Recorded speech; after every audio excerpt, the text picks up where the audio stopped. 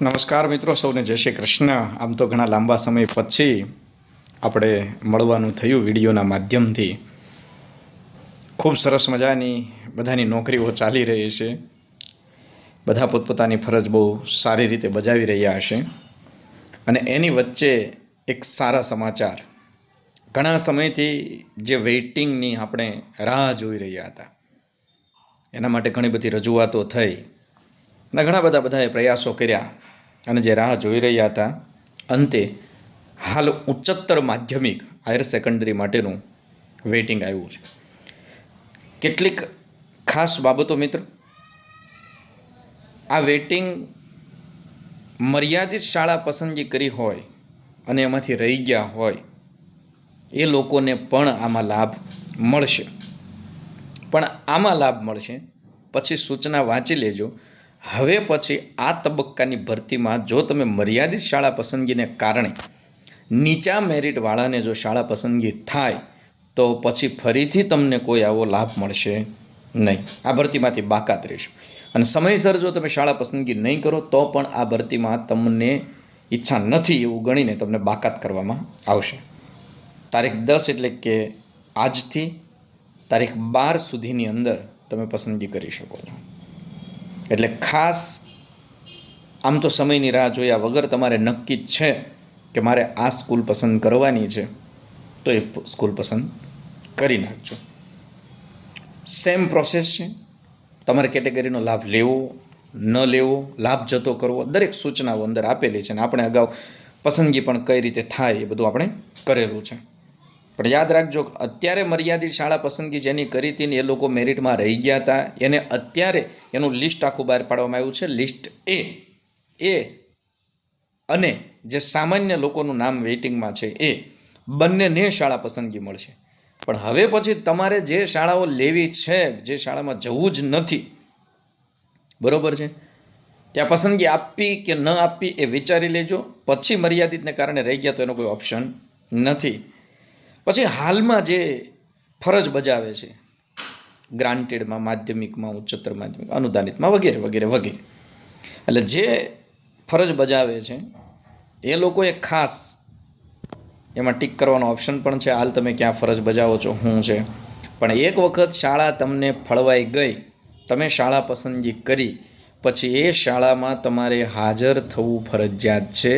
નહીંતર તમારી પાસે તમારા પગારમાંથી દર મહિને 5,000 રૂપિયા 40 મહિના સુધી સરકારશ્રીમાં જમા કરાવવાના રહેશે.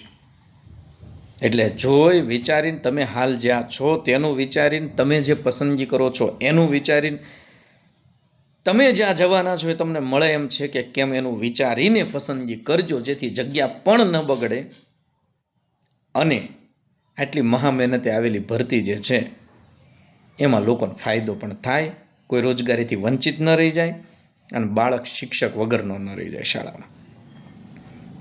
એટલે સમજી વિચારીને પસંદગી કરજો. હાલ જે નોકરી કરે છે, નોકરી પર ફરજ બજાવે છે એ તમામ લોકો,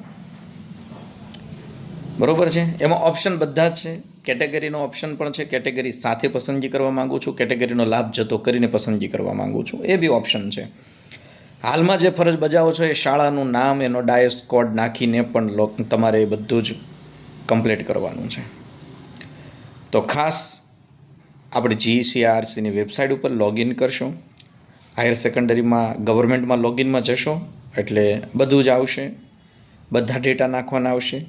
સેમ સિલેક્શન આવશે અને શાળા પસંદગીમાં તમે શાળાઓને ગોઠવી શકશો. જે તે જિલ્લાનું લિસ્ટ પણ આવી જશે, કઈ કઈ શાળાઓ છે, અને ગોઠવીને તમારી રીતે જો તમારે જવું છે તો, હાલ તમે નોકરી કરો છો, ફરજ બજાવો છો અને નથી જવું તો પસંદગી ન કરતા. પછી છેલ્લે સેવ અને કન્ફર્મ સમય મર્યાદામાં આપવાનું ન ભૂલતા. છેલ્લા સમયની રાહ ન જોતા.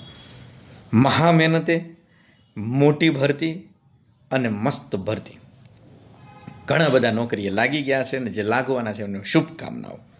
જગ્યા ન બગડે એનું મારે તમારે સૌએ હજુ ધ્યાન રાખવાનું છે.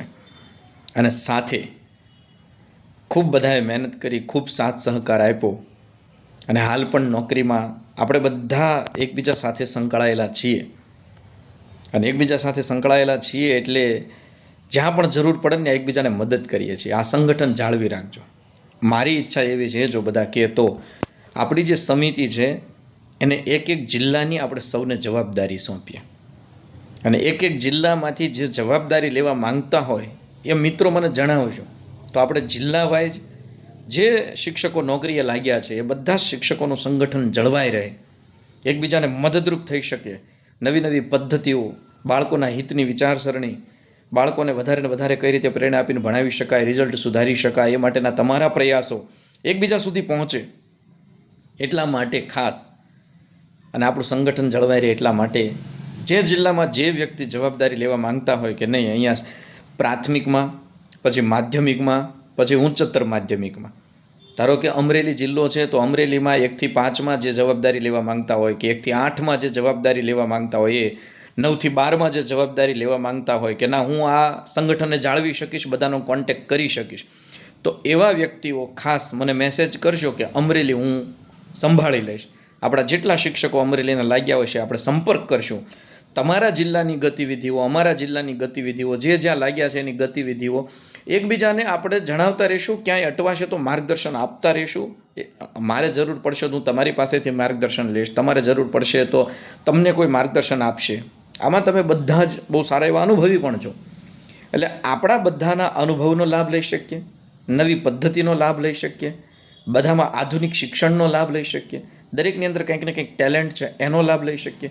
એટલે મિત્રો, જે મિત્રો જવાબદારી લેવા માંગતા હોય, બોટાદ જિલ્લો હોય તો 1 થી 8ની જવાબદારી સાહેબ અમે લઈ લઈશું, દાહોદ હોય તો અમે લઈ લઈશું, તો જે જવાબદારી લેવા માંગતા હોય જણાવજો. એટલે સાથે મળીને આપણે પ્રયાસો કરશું, સાથે મળીને આપણે એક શિક્ષણ ક્ષેત્રે નવી ક્રાંતિનો એક ઉદય થાય અને બાળકોનું શિક્ષણ ખૂબ સારા સ્તર સુધી જાય એવો આપણે સૌ પ્રયાસ કરીશું. અને ખાસ સિલેક્શન સમય મર્યાદાની અંદર આપી દઈશું. ખુશીના સમાચાર સાથે ટૂંક સમયની અંદર અન્ય વેઇટિંગ પણ આવે અને ઝડપથી બધી જ ભરતી પ્રક્રિયા પૂર્ણ થઈ જાય. થતાં 2 વર્ષ બહાર જતું રહ્યું છે, પણ પૂર્ણ થઈ જાય એવી આશા સાથે ફરી એક વખત સંગઠન શક્તિ છે, સંગઠન તાકાત છે, સંગઠન હશે તો આપણી જીત ગમે ત્યારે અને ગમે ત્યાં આપણા યોગ્ય મુદ્દા ઉપર થશે. એટલે સંગઠન બાબતે હજી એક વખત વિચારી લેજો, એકબીજાને મદદ કરવા બાબતે હજી એક વખત વિચારી લેજો. સાથે મળીને જે થશે તે એકલા ક્યારેય નહીં થાય. માટે તમે જવાબદારી લેવા માંગતા હોય, તમે અથવા તો કોઈ એવો સક્ષમ વ્યક્તિ હોય અને એ જવાબદારી લેવા માંગતા હોય તો સાથે મળીને એમને સમજાવો. ખાલી જવાબદારી લેવાની છે, ચાલવાનું છે બધાએ સાથે. એટલે ખાસ આ એક બાબત ઉપર ખાસ ભાર આપશું. જય હિન્દ, જય ભારત.